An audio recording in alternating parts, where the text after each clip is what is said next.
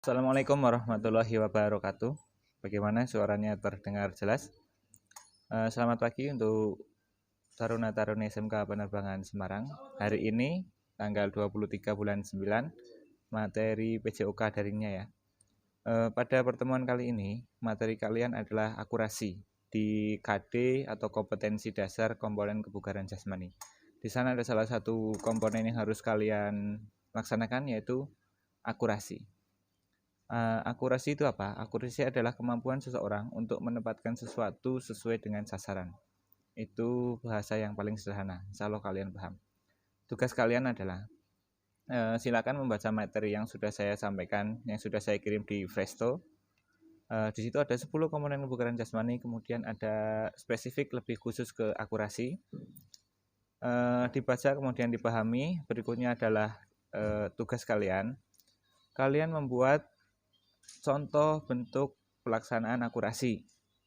Jika kalian di rumah punya bola, silakan dipakai, entah itu permainan bola besar seperti sepak bola, voli, basket, futsal, atau permainan bola kecil ataupun permainan tradisional, atau benda-benda yang kalian temui di kehidupan kalian sehari-hari. Pak, bagaimana kalau bulu tangkis? Boleh.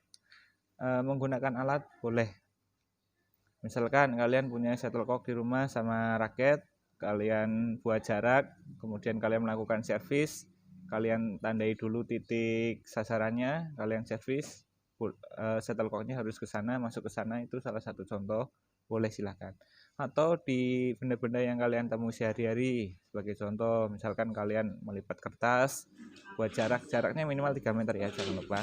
Kalian lempar ke tempat sampah, boleh. Atau kalau kalian mau banting piring ibu kalian, jangan ya. Nah, intinya silakan buat contoh video akurasi dengan benda apapun yang ada di lingkungan kalian. Berikutnya, di bagian kedua dari video tersebut adalah kalian harus menjelaskan faktor apa saja yang menjadi penentu keberhasilan akurasi tersebut.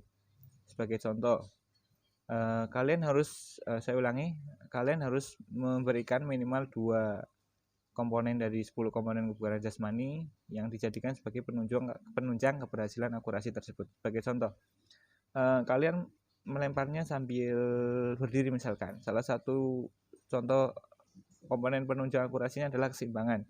Jika berdirinya seimbang, maka lebih mudah dalam mengarahkan. Berikutnya adalah kekuatan atau daya ledak misalkan, silakan. Hubungannya apa antara komponen daya ledak dengan akurasi? Di situ kalian harus menjelaskan.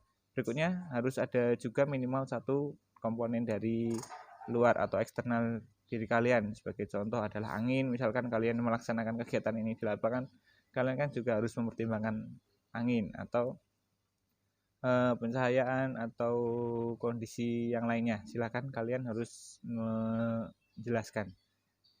Sebagai contoh misalkan seperti ini. Saya melakukan crossbar challenge atau menendang bola mengenai mistar gawang. Setelah saya melakukan kegiatan tersebut, berikutnya adalah saya harus menjelaskan faktor yang mempengaruhi apa saja.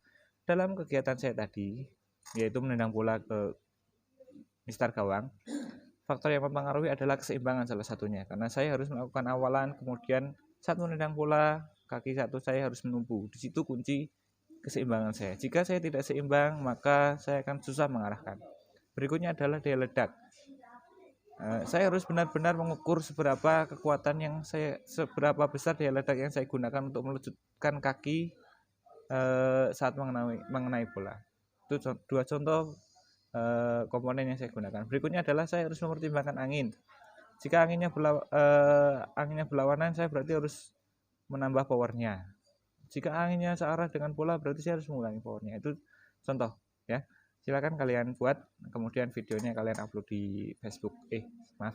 Videonya kalian upload di Presto. Demikian dari saya Heri Siswanto. Assalamualaikum warahmatullahi wabarakatuh.